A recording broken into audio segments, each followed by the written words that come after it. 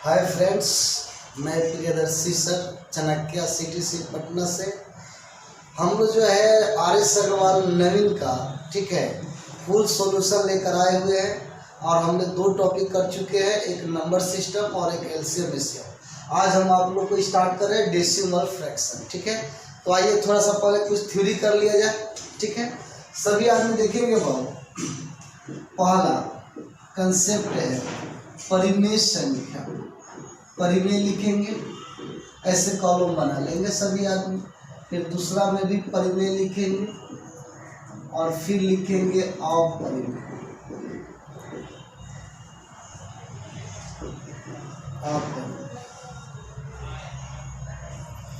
आइए हम लोग देख लेते हैं कि परिमेय क्या होता है बाबू। ठीक है, हम लोग पढ़े हुए हैं कि वैसी संख्या, वैसी फ्रैक्शन जिसको p/q के रूप में लिखा जाता है उसे परिमेय बोलते हैं। जहाँ पे q नॉट इक्वल टू 0, जैसे हम आपको बोल सकते हैं बाबू कि मान लेते हैं हम p/q के रूप में कोई संख्या लिखे जहाँ q नॉट इक्वल टू 0 हो, जैसे 1/2 हो गया, 3/4 हो गया, 5/2 हो जाएगा। ये सब क्या होता है? परिमेय संख्या होता है। तो अब हम लोग जो है इसको जो है थोड़ा सा हम लोग कॉलम से देख सकते हैं कि कौन सा परिमेय है, नहीं है। कोई भी फ्रैक्शन हो उसको हम देख कर पता कर सकते हैं कि वो परिमेय है या अपरिमेय है। ठीक है, तो आज का हम लोग का जो है ये क्लास है डेसिमल फ्रैक्शन का, जो थ्योरी का है। देखेंगे बहुत पहला स्टेप में समझिए। ठीक है, सभी आदमी देखेंगे वैसा फ्रैक्शन जिसका मान दशमलव के बाद फिक्स हो जाए उसको हम लोग परिमेय संख्या बोलते हैं। जैसे कि बाबू 1/2 है तो इसका मीनिंग हुआ 0.5। तो 0.5 क्या होगा बाबू? 1/2 का फिक्स मान हो गया 0.5, यानी 1/2 को 0.5 के अलावा हम कुछ नहीं बोल सकते हैं। इसको हम लोग इतना ही लिख सकते हैं, ये क्या हो गया? फिक्स मान हो गया। तो इसको हम लोग परिमेय संख्या बोलेंगे। जैसे हम आपसे बोल दे 3/2, ठीक है बाबू, अगर इसमें आप भाग देते हैं तो 1.5 हो जाएगा। ठीक है, तो 1.5 क्या है? ये फिक्स मान है 3/2 का। 3/2 का क्या है? फिक्स मान है 1.5। तो इसको हम लोग क्या बोलेंगे? परिमेय संख्या। या हम लोग ये बोल सकते हैं कि 4/5, इसका मीनिंग है 0.8। तो 0.8 क्या है? ये भी एक फिक्स मान है 4/8 का। यानी जो भी फ्रैक्शन हो जिसका मान दशमलव के बाद फिक्स हो जाए उसको हम लोग क्या बोलेंगे? परिमेय संख्या बोलेंगे। ठीक है, आइए हम दूसरा वाला में समझते हैं। यहाँ पे फिर हम परिमेय लिखे हैं। बहुत बच्चे कहते हैं सर परिमेय परिमेय, यानी 2 तरह से हम परिमेय को जो है इंडिकेट करना चाहते हैं। देखिए, पहला तो हम समझ गए कि वैसी संख्या जो दशमलव के बाद फिक्स हो जाएगा उसको क्या बोलेंगे? परिमेय संख्या। अब यहाँ पे देखिए बाबू, कभी कभी कोई फ्रैक्शन ऐसा आता है, ठीक है, जो दशमलव के बाद बार बार आता है। जैसे 2/3 का मान देखेंगे तो 0.6, ये बार बार आएगा बाबू। ये 0.6 इतना बार आएगा जितना हम कल्पना नहीं कर सकते हैं, यानी ये 6 का रिपीटिशन बार बार आएगा। जब भी ऐसा कोई फ्रैक्शन है जिसका रिजल्ट दशमलव के बाद एक ही संख्या बार बार आए, उस कंडीशन में भी हम बोलते हैं परिमेय संख्या। क्या बोलते हैं? परिमेय संख्या। जैसे हम आपसे बोल दे बाबू 0.47 बार बार आने लगे, ये भी क्या हो जाएगा? परिमेय संख्या हो जाएगा। या हम बोल दे 0.1222 बार बार आने लगे बाबू, ये भी क्या हो जाएगा? परिमेय संख्या। तो हम लोग 2 तरीका से परिमेय संख्या समझ गए। पहला जो दशमलव के बाद फिक्स होगा वो भी परिमेय होगा। जो दशमलव के बाद बाबू एक ही संख्या का बार बार पुनरावृत्ति हो गया, रिपीटिशन बोल सकते हैं इंग्लिश में, तो उसको हम लोग क्या बोलेंगे? परिमेय संख्या। अब हम लोग सीख रहे हैं बाबू अपरिमेय संख्या।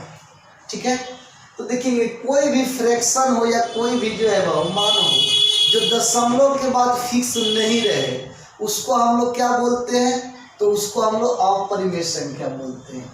जैसे √2 हो गया बाबू, तो √2 का मान फिक्स नहीं है।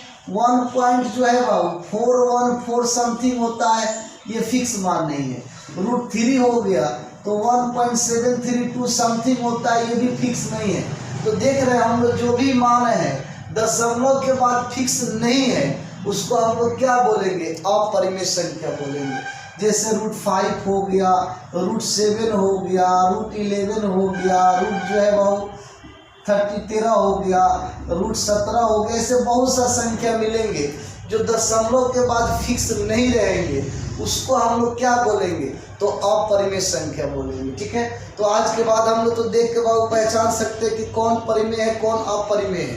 पहला कंसेप्ट क्या बताए, जो दशमलव के बाद फिक्स रहेगा उसको हम लोग बोलेंगे परिमेय संख्या। वैसा भी जो दशमलव के बाद फिक्स रिजल्ट देगा उसको परिमेय बोलेंगे। वैसा भी जो दशमलव के बाद एक ही संख्या बार बार आएगा उसको हम अपरिमेय बोलेंगे। ठीक है, और एक और बात बताए परिमेय के बारे में, ये परिमेय है। वैसा भी जिसका मान दशमलव के बाद अलग अलग आने लगे, उस केस में भी हम लोग क्या बोलेंगे, अपरिमेय संख्या। ठीक है, तो यानी इस बात को हम लोग ऐसे भी बोल सकते हैं बाबू। ठीक है, दशमलव के बाद फिक्स वैल्यू परिमेय, दशमलव के बाद एक ही संख्या बार बार रिपीटिशन परिमेय, दशमलव के बाद अलग अलग क्या होता है, अपरिमेय। इस कंसेप्ट का एक छोटा सा अपवाद है, उसको हम लोग देख लेते हैं बाबू। ठीक है, इसको मिटा दे। आइए, तो अभी हम लोग बाबू देखे थे परिमेय, परिमेय अपरिमेय के बारे में। देखिए, वो जो कंसेप्ट बताए थे हम आपको, उसका एक अपवाद है बाबू, सभी आदमी देखेंगे। देखिए, हम आपको क्या बताए थे बाबू कि कोई भी फ्रैक्शन हो जो दशमलव के बाद फिक्स रिजल्ट देगा वो परिमेय होगा, दशमलव के बाद एक ही संख्या बार बार आएगा वो भी परिमेय होगा, दशमलव के बाद अलग अलग आएगा तो वो अपरिमेय होगा। ठीक है, तो उसका एक अपवाद है जो उसका रूल लागू नहीं होता है, और वो है पाई। क्या है, पाई। मात्र इकलौता यही है बाबू जो पाई का मान 22/7 होता है। ठीक है, इस पे वो कंसेप्ट लागू नहीं होता है, बाकी दुनिया की हर संख्या पर लागू होता है, हर फ्रैक्शन पर लागू होता है। जैसे देखिए, पाई क्या है बाबू, तो पाई एक अपरिमेय संख्या है। क्या है, अपरिमेय है। ठीक है, पाई अपरिमेय है, जबकि उसी का मान है 22/7, ये होता है परिमेय। ठीक है, तो यहाँ से हम लोग को वो रूल लागू हो जाता है बाबू कि पाई जो है 22/7 जो है p/q के फॉर्मेट में आता है, तो ये क्या हो गया, परिमेय हो गया। जबकि पाई का मान 22/7 को अगर डिवाइड करते हैं तो 3.14 समथिंग के करीब में आता है, जो दशमलव के बाद अलग अलग आता है, तो क्या होना चाहिए था, अपरिमेय होना चाहिए था, जबकि ये क्या है, परिमेय है। तो इस कंसेप्ट को आपको ये समझना है कि ये अपवाद है एक, कि पाई बराबर 22/7, जिसमें पाई अपरिमेय है जबकि 22/7 क्या है, परिमेय है। बस इतना चीज आपको याद रखना है, बाकी सब पर वो रूल लागू होगा। ठीक है, तो हम लोग नेक्स्ट कंसेप्ट में आते हैं। ठीक है, देखेंगे बाबू सभी आदमी, चलिए देखेंगे बाबू, हम जो है अभी सीखे हैं परिमेय के बारे में, तो उसमें एक टर्म आया जहां पे हम लिखे थे 2/3, जिसका मान दशमलव के बाद 6666 ऐसे आ रहा था। ठीक है, कंसेप्ट बताने का एक ही उद्देश्य है कि हम लोग के सिलेबस में है रेकरिंग। क्या है, रेकरिंग, जो पढ़ना है। तो देखिए, इसमें क्या है कि आपको दशमलव के बाद 66 बार बार आ रहा है, तो जो संख्या बार बार आएगा उसको रोकने के लिए हम लोग एक लाइन का प्रयोग, एक संकेत लगाते हैं जिसको रेकरिंग बोलते हैं। क्या बोलते हैं, रेकरिंग बोलते हैं। जैसे 2/3 है तो 0.666 बार बार आएगा। ऐसे कोई भी संख्या हो जो दशमलव के बाद बार बार आएगा, तो उस संख्या को हम लोग को रोकना है बाबू, एक लाइन में लिखना है, तो हम 0.6 पर ये लाइन चढ़ा देंगे। ये लाइन क्या है मेरे भाई, तो ये जो लाइन है इसको हम लोग बोलते हैं रेकरिंग। क्या बोलते हैं, रेकरिंग। इसको हिंदी में बोलते हैं बार। बार का मतलब बार बार जो आने वाला संख्या होता है उसको हम लोग बोलते हैं बार। अब जैसे 2/3 को हम एक ही लाइन में लिख सकते हैं 0.6 पर रेकरिंग लगा देंगे। क्या लगा देंगे, रेकरिंग। तो इसको हम लोग को पढ़ना है, सिलेबस में है। अब देखेंगे रेकरिंग के बारे में थोड़ा सा हम लोग सीख लेते हैं, बार के बारे में, कि बार क्या होता है, नहीं होता है, कैसे होता है, ये सब हम आपको बताएंगे। ठीक है, आइए देखेंगे बाबू। जैसे देखिए, कोई भी संख्या पर रेकरिंग अगर लगाते हैं हम लोग, ठीक है, तो जब रेकरिंग हटता है तो उसके बट्टा में 9 होता है। क्या होता है, 9 होता है। जैसे देखिए, ये 0.6 रेकरिंग है, ये मान किसका है, तो 2/3 का वैल्यू है। तो इसको सॉल्यूशन करेंगे बाबू, तो 2/3 ही आना चाहिए। तो इसको हम लिखेंगे 6/9। क्या लिखेंगे, 6/9। अब देखिए, रेकरिंग 1 पर है तो बट्टा में 1 9 देंगे, 2 पर रहेगा तो 2 9 देंगे। और जितना पर नहीं रहेगा उतना जीरो देंगे। हम एग्जाम्पल के थ्रू सबको बताएंगे, पहले इसको देखेंगे। दशमलव के बाद एगो रेकरिंग है तो एगो 9 बट्टा में आएगा 6 का। दशमलव के पहले जीरो है, उसका कोई वैल्यू नहीं है, उसको छोड़ देंगे। इसको काटेंगे बाबू 3 से, तो 3 दूना 6, 3 का 9। देखिए 2/3 आ गया, तो ये 2/3 ही का तो मान है 0.6 जो बार बार आ रहा है। ठीक है, तो आइए कुछ क्वेश्चन हम लोग रेकरिंग से करते हैं, सभी आदमी देखेंगे। ठीक है, आइए बाबू, तो हम लोग रेकरिंग का कुछ क्वेश्चन जो है कर लेते हैं। पहला क्वेश्चन हम लोग लिखे हैं 0.27 पर रेकरिंग, यानी दशमलव के बाद एक संख्या पर रेकरिंग है और एक पर नहीं है। ठीक है, तो देखिए इस कंडीशन में हम लोग सॉल्यूशन कैसे करेंगे बाबू, तो दशमलव के बाद जितने भी संख्या रहेगा पहले हम सबको लिख लेंगे। जैसे दशमलव के बाद कितना है 27 है, 27 है, तो हम 27 लिख लिए। और जितने पर रेकरिंग नहीं है इस 27 में से माइनस कर दीजिए। जैसे 2 पर नहीं है तो 2 घटा देंगे। और इसके बट्टा में बाबू 1 पर रेकरिंग है, 7 पर रेकरिंग है तो एगो 9 बट्टा में आएगा। एक 2 पर रेकरिंग नहीं है तो एक 0 आएगा। ठीक है, अब इसको कैलकुलेट कर लेंगे बाबू, तो 25/90 कितना आएगा 25/90। इसको हम काट कर छोटा भी कर सकते हैं, 5 से काटेंगे तो 50 25, इसको 5 से काटेंगे 18 5 90, यानी 5/18 इसका जो है राइट वैल्यू हो जाएगा बाबू। अब देखिए इस 5/18 को ही भाग दीजिएगा ना तो 0.27 बार बार आएगा। इसका मतलब है कि 0.27 रेकरिंग का वैल्यू कितना आ गया 5/18। ठीक है, उसी तरह देखिए इस क्वेश्चन को हम लोग डील करते हैं बाबू। दशमलव के बाद 7 बार बार दिख रहा है, 4 तो एक बार आया, लेकिन 7 देखिए डॉट डॉट डॉट इनफाइनाइट जा रहा है। इसका मतलब कि 7 बार बार आएगा, तो इसको रोकने के लिए हम लिखेंगे 0.47 पर रेकरिंग। क्या लिखेंगे 0.47 पर रेकरिंग। अब इसको हम लोग कैसे सॉल्यूशन करेंगे बाबू, तो दशमलव के बाद 1 पर रेकरिंग है 1 पर नहीं है, तो पहले तो हम सभी संख्या को लिख देंगे। और 1 पर नहीं है रेकरिंग 4 पर, तो जितना पर रेकरिंग नहीं रहेगा उतना घटा देंगे। और बट्टा में एगो पर रेकरिंग है तो एगो 9, 1 पर नहीं है तो 1 0। अब इसको कैलकुलेट करेंगे बाबू, तो कितना 47 में से 4 गया तो 33 बट्टा में हो जाएगा 90। अब देखिए नहीं कटने वाला है तो छोड़ देंगे, कटेगा तो काटेंगे, नहीं कटेगा तो छोड़ देंगे। तो इसका रिजल्ट क्या आ गया 43/90, यानी 0.477 का वैल्यू कितना आएगा 43/90। आइए तीसरा क्वेश्चन को देखते हैं बाबू। यहाँ देखिए दशमलव के पहले संख्या दे रखा है बाबू, क्या दिया है संख्या 2 दे रखा है। अब देखिए अगर दशमलव के पहले कोई संख्या आएगा तो उसको पूर्णांक में लिखेंगे। किसमें लिखेंगे बाबू पूर्णांक में, तो हम लिखेंगे 2 पूर्णांक। अब बाकी जैसे आप लिखते थे वैसे टोटल लिखते चले जाइए। दशमलव के पहले 2 है तो पूर्णांक ले लेंगे, और दशमलव के बाद 37 है तो 37 दोनों पर रेकरिंग है तो 37 लिखेंगे। बट्टा में 2 गो पर है तो 2 को 9 दे देंगे बाबू। ठीक है, तो इसका रिजल्ट यही हो जाएगा। ठीक है, इसको आप तोड़ के भी जोड़ सकते हैं, 99 दूना करके प्लस 37 कर देंगे रिजल्ट आ जाएगा, और नहीं तो इतना ही छोड़ देंगे, ये भी आंसर हो जाएगा। ठीक है, इसके बाद हम आते हैं वो क्वेश्चन नंबर 4 पे। ठीक है, दशमलव के पहले दिख रहे हैं 3 है, तो दशमलव के पहले जो भी रहेगा उसको पूर्णांक में ले लेंगे। दशमलव के बाद 5 पर रेकरिंग नहीं है लेकिन 76 पर रेकरिंग है बाबू। अगर देखिए दशमलव के बाद कुछ पर रेकरिंग रहे कुछ पर नहीं रहे, तो पहले हम सभी संख्या को एक साथ लिख देंगे। पहले क्या करेंगे सभी संख्या को एक साथ लिख देंगे, उसके बाद जितने पर रेकरिंग नहीं होगा उतना हम माइनस कर देंगे। देखिए 5 पर रेकरिंग हमको नहीं मिला है तो 5 माइनस कर देंगे, और बट्टा में बाबू इसके 2 गो संख्या पर रेकरिंग है तो 2 को 9 चिपका दीजिए, और 1 पर रेकरिंग नहीं है तो जितना पर रेकरिंग नहीं होगा उतना 0 लगा दीजिए। अब इसको सॉल्यूशन कर दीजिए। ठीक है, तो 3 पूर्णांक हो जाएगा 571/990, तो यही हमारा रिजल्ट हो जाएगा बाबू। ठीक है, आइए क्वेश्चन नंबर हम लोग 5 को भी कर लेते हैं। अब 5 नंबर क्वेश्चन को देखेंगे बाबू। ठीक है, इसको हम लोग जो है 5 को ऊपर कर देते हैं, बना देते हैं। देखिए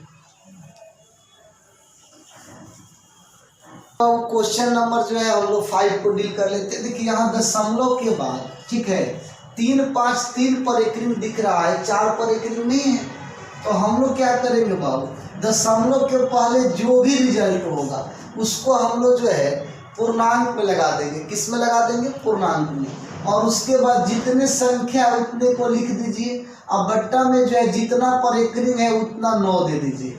दशमलव के बाद इसमें तो किसी संख्या पर ऐसा नहीं है कि एक रिंग नहीं है, सब पर एक रिंग है। तो 3 गो पर है तो 3 गो 9 दे देंगे। अगर ये संख्या कटेगा तो काटिए, नहीं कटेगा तो यही इसका रिजल्ट हो जाएगा। तो हम लोग का जो है बाबू, अब इसमें जो है हमको ये देखना है, एक और बात बता दें आप लोग को। देखिए कभी ऐसे नहीं सोचेंगे बाबू कि रेकरिंग क्यों नहीं होगा। ऐसे कभी रेकरिंग नहीं हो सकता है, क्योंकि रेकरिंग का मतलब होता है बार बार। अब जैसे 3 बार बार आएगा तो 5 7 किस लिए आएगा? ये पॉसिबल नहीं है। तो किसी बच्चे को मन में ये चल रहा होगा कि सर मेरे गुरुजी ये बताइए कि ये सही है रेकरिंग की नहीं है। तो ये रेकरिंग नहीं हो सकता है। क्यों नहीं हो सकता है?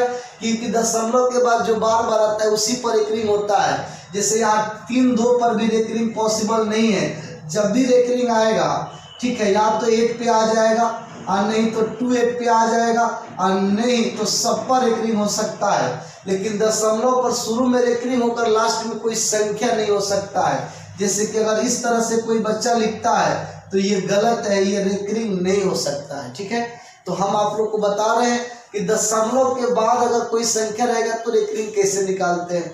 अब हम लोग सीखेंगे थोड़ा देर में बाबू कि दशमलव के पहले कोई संख्या पर अगर ये साइन आएगा तो वो क्या कहलाता है। ठीक है, तो आइए हम लोग देखते हैं। सभी पहले सीखे थे रेकरिंग के बारे में। देखिए रेकरिंग का एक छोटा सा पार्ट है। ठीक है, देखिए अभी हम लोग जितना भी रेकरिंग पढ़े थे या तो दशमलव के बाद आता था और नहीं तो टोटल संख्या पर आता था।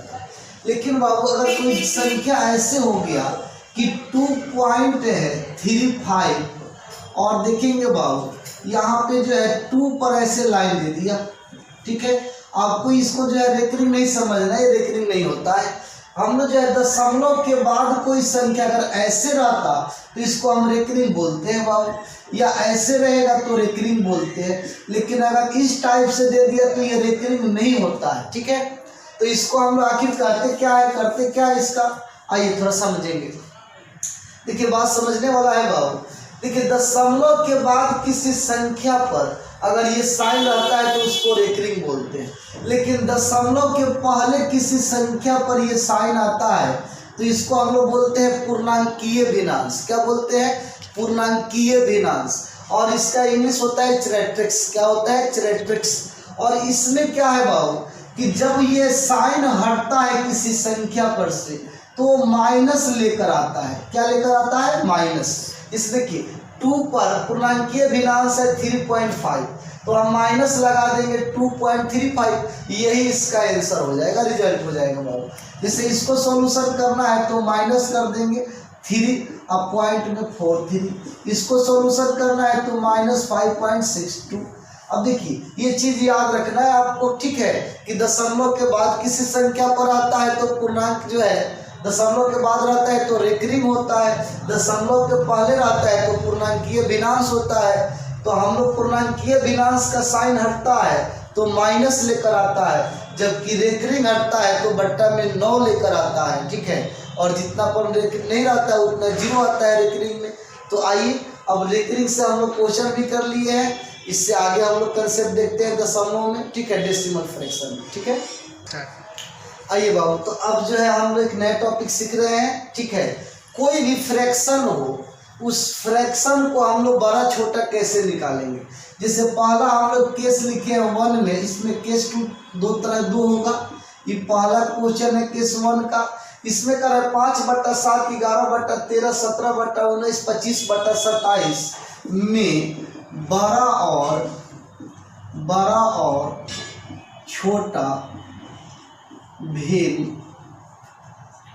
ज्ञात करें। ठीक है बाबू, तो हम लोग देखिए इसमें बड़ा छोटा कैसे पता करेंगे बाबू। ठीक है, तो देखिए हमको एक चीज पता है मेरे भाई, ठीक है, कि कोई भी भिन्न हो उसमें ऊपर वाले को अंश और नीचे वाले को हर बोलते हैं। इसको हम लोग क्या बोलते हैं बाबू, तो अंश बोलते हैं, और इसको क्या बोलते हैं, हर बोलते हैं। ठीक है, तो देखिए बाबू पहला केस में है कि कोई भी भिन्न हो, इसके अंश हर का पहले अंतर देखेंगे। किसका अंतर, तो अंश और हर का। जैसे यहाँ पे देखिए 5 और 7 में कितना का अंतर है, तो 2 का है। 11 13 में 2 का अंतर है। 17 19 में 2 का अंतर है। 25 27 में 2 का अंतर है। इसका मतलब है मेरे भाई कि अंतर तो सब जगह इक्वल मिल गया। जब अंतर सबका बराबर हो जाए, अंतर बराबर हो जाए, तो जो अंश में बड़ा होगा, अंश में जो बड़ा होगा वह बड़ा फ्रैक्शन हो जाएगा। जो अंश में जो बड़ा होगा वह बड़ा भिन्न तथा जो अंश में छोटा होगा,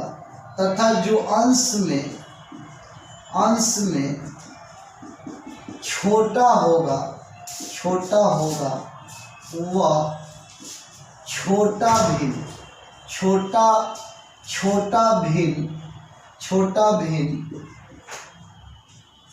कहलाता है,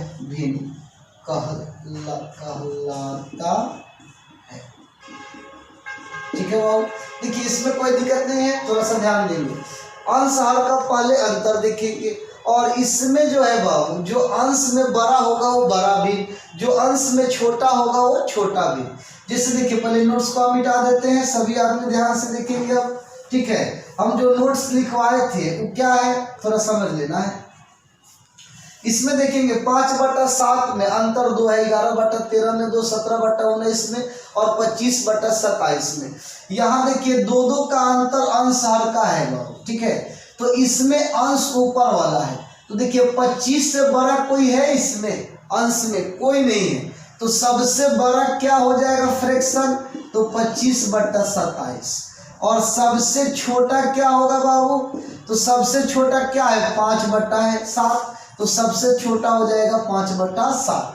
तो इस बात को याद रखना है कि अंतर हम लोग पहले अंश हर को देखेंगे, और अंश हर में जो है बाबू अंतर अगर इक्वल हो जाएगा तो जो अंश में बड़ा होगा वो बड़ा भिन्न होगा, जो अंश में छोटा होगा वो छोटा भिन्न होगा। और अगला हम लोग कंसेप्ट अब समझेंगे बाबू कि जब अंतर इक्वल नहीं होगा तब हम लोग क्या करेंगे।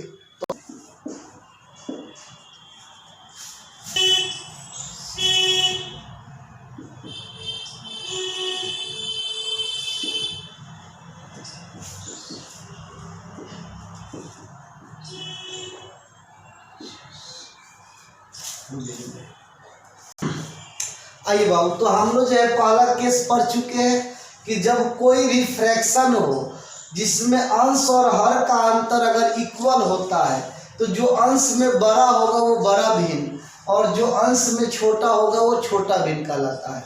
अब हम लोग केस 2 पर आए हैं बाबू कि यदि अंश हर में अंतर बराबर नहीं होगा तो क्या करेंगे।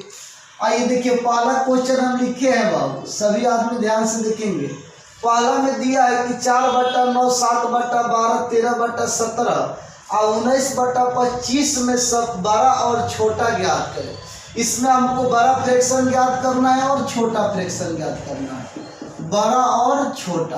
तो देखिए हम आपको पहला केस बताए थे कि पहले अंतर देखेंगे, तो इसमें भी हम लोग अंतर ही देखेंगे बाबू। जैसे 4-5 में कितना का अंतर है, तो 5 का है बाबू। 7-12 में कितना का अंतर है, तो 5 का है। 13 और 17 में कितना का अंतर है, तो 4 का है बाबू। अब 19 और 25 में कितना का अंतर है बाबू, तो 6 का अंतर है। अब यहाँ से एक चीज समझिए, यहाँ पे तो कोई भी अंतर इक्वल नहीं दिख रहा है। ये 2 को तो 5-5 इक्वल दिख रहा है, लेकिन बाकी 2 का जो है अलग अलग है बाबू। तो इस कंडीशन में हम क्या करेंगे कि अंतर से अंश में भाग देंगे। अंतर से किस में बाबू, अंश में। ये ऊपर वाला अंश होता है और नीचे वाला हर होता है। तो अंतर पहला वाला फ्रैक्शन में 5 का है, तो 5 से भाग देंगे 4 में, तो 0.8 आएगा। कितना आएगा बाबू, 0.8। इसी तरह अगर हम लोग बाबू 7 में 5 से भाग देंगे तो 1.2 और 2 में फिर 0 हो जाएगा, 5 चौका 20। फिर 13 में 4 से बाबू तो 4 तिया 12, बचेगा 1 तो दशमलव बैठा देंगे तो 10 10 है तो 4 दूना 8, बचेगा 2, 4 5 20, 3.25। फिर 19 में 6 से भाग देंगे, 36 या 18, बचेगा 1 तो 10 हो जाएगा, एक बार में जाएगा 4 बचेगा, 40 होगा। 40 में फिर 6 से 6 आएगा 36, यानी 3.16 समथिंग ले लीजिए, दशमलव के बाद 2 ही अंतर, ठीक है। अब इसमें देखेंगे बाबू, जो भागफल में सबसे बड़ा होगा, जो भागफल में सबसे बड़ा होगा वो बड़ा भिन्न होगा, जो भागफल में छोटा होगा वो छोटा भिन्न होगा। तो भागफल में सबसे बड़ा क्या है तो 3.25 है, तो सबसे बड़ा 13/27। ये 3.25 किसका वैल्यू है तो 13/27 का वैल्यू है बाबू। तो सबसे बड़ा हो गया 3.25, सबसे छोटा क्या दिख रहा है आपको तो 0.8, तो सबसे छोटा हो जाएगा 4/9। देखिए कंसेप्ट एकदम इजी है, इसको एक बार कंसेप्ट को हम लोग रिपीट कर देते हैं बाबू। पहला केस में बताया कि अंश और में अंतर बराबर होगा, तो जो भिन्न अंश के रूप में सबसे बड़ा होगा वो बड़ा फ्रैक्शन हो जाएगा। अंश और का अंतर अगर बराबर नहीं होता है तो पहले अंतर ले लेंगे और अंतर से अंश में भाग दे देंगे, और जिसका भागफल बड़ा होगा वो हो जाएगा बड़ा भिन्न, और जिसका भागफल छोटा होगा वो हो जाएगा छोटा भिन्न। तो आज से हम लोग अब कोई भी फ्रैक्शन हो उसमें बड़ा छोटा हम लोग निकाल सकते हैं, ठीक है। आइए हम लोग नेक्स्ट कंसेप्ट पर अब आते हैं, उसके बाद एक एक क्वेश्चन का हम लोग बाबू सॉल्यूशन करेंगे, ठीक है। यहीं पे सभी आदमी देखेंगे। आइए नेक्स्ट क्वेश्चन की ओर, थ्योरी की ओर हम लोग आते हैं। आइए बाबू, तो हम लोग जो है अभी 2 कंसेप्ट क्लियर कर चुके हैं। पहला कंसेप्ट में जो हम लोग क्लियर किए हैं वो हम लोग का है परिमेय अपरिमेय, ये इसमें जो है डेसिमल फ्रैक्शन आया था, और दूसरा में कोई भी फ्रैक्शन को बड़ा छोटा कैसे निकालेंगे, और तीसरा बाबू आइए हम लोग देखते हैं इसमें क्या होता है कि फॉर्मूला बेस्ड क्वेश्चन काफ़ी ज़्यादा आता है। बहुत बच्चे कहते हैं कि सर फॉर्मूला तो हमको पता है, बहुत बार लिखे हैं, लेकिन कितने बच्चे ऐसे होते हैं कि फॉर्मूला याद नहीं कर पाते हैं, ठीक है। तो आइए कुछ क्वेश्चन हम लोग सॉल्व करने के लिए फॉर्मूला बेस को जो है सॉल्व कर लेते हैं, देख लेते हैं फॉर्मूला, और उसके अकॉर्डिंग हम लोग क्वेश्चन डील करेंगे। देखेंगे बाबू, पहला फॉर्मूला है a + b का होल स्क्वायर, ये सबको पता है, ठीक है। तो ये होता है बाबू a² + b² + 2ab, ठीक है। फिर हम लिखते हैं बाबू a - b का होल स्क्वायर, ठीक है। ये होता है a² + b² - 2ab, ठीक है। फिर देखेंगे बाबू अगला हम लोग फार्मूला बना रहे हैं a + b का होल स्क्वायर। अगर इसको हम जोड़ दें मेरे छोटे भाई तो a + b का होल स्क्वायर × a - b का होल स्क्वायर, इसको जोड़ेंगे तो क्या होगा, ये 2ab तो कट जाएगा, तो रिजल्ट क्या मिलेगा, a² तो 2 गो होगा, b² 2 गो होगा, तो 2 × हो जाएगा बाबू a² + 2 × b²। अब 2 कोमा ले लेंगे तो a² + b²। तो हम लोग को आज के बाद याद रखना है बाबू, ठीक है, कि a + b का होल स्क्वायर अब प्लस a - b का होल स्क्वायर क्या होता है तो 2 × a² + b² होता है। अगर इसी को हम घटा दें बाबू a + b का होल स्क्वायर - a - b का होल स्क्वायर, अगर इसको घटाएंगे तो जितना a² b² है सब कट जाएगा, क्योंकि घटाएंगे तो ये माइनस में हो जाएगा और ये माइनस प्लस में हो जाएगा, तो 2ab और 2ab जुट जाएगा बाबू, तो रिजल्ट क्या मिलेगा तो 4ab, क्या होगा 4ab। अगला देखेंगे a² + b², ये होता है बाबू a + b × a - b, ठीक है। फिर देखेंगे बाबू a² + b², ठीक है, ये होता है a + b का होल स्क्वायर और -2ab। देखिए a² b² + 2ab है, 2ab प्लस है, उसको 2ab माइनस काटेगा तो रिजल्ट मिलेगा a² + b², ठीक है। अगला फॉर्मूला हम लोग लिखते हैं बाबू, ध्यान से देखेंगे सभी आदमी। आइए इसको हटा देते हैं।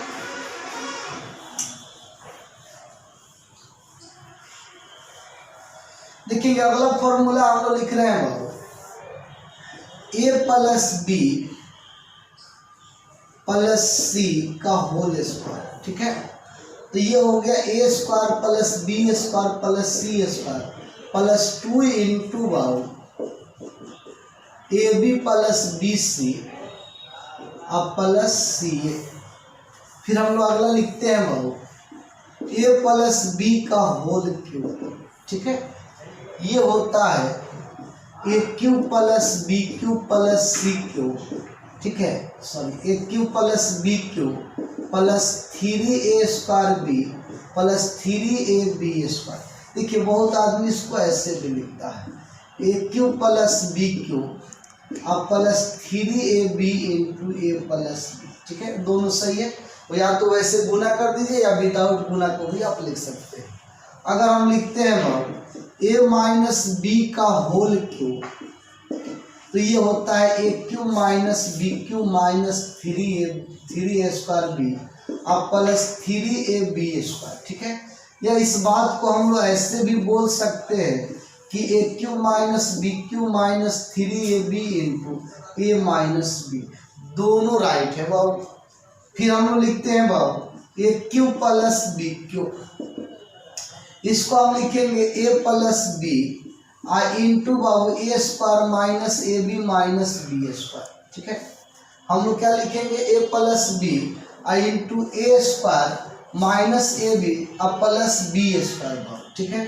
फिर हम लिखते हैं A cube minus B cube, ये होता है A minus B into A square plus हो जाएगा बाबू A B plus B square, ठीक है। तो हम लोग को जो है बाबू इतना फॉर्मूला याद करना है, ठीक है।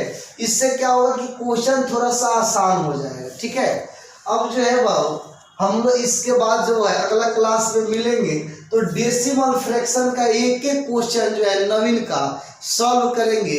यहाँ पे जोड़ घटाव से लेकर गुना भाग जो भी क्वेश्चन है सबको डील करेंगे। ओके, हम लोग मिलते हैं बाबू, ठीक है, अगला क्लास में कल इसी टाइम पर, ठीक है। सभी आदमी ध्यान देंगे, हमारे चैनल को सब्सक्राइब करेंगे। चाणक्य CTC से मैं प्रियदर्शी सर हूँ, ठीक है। मिलते हैं हम लोग कल। Okay, thank you.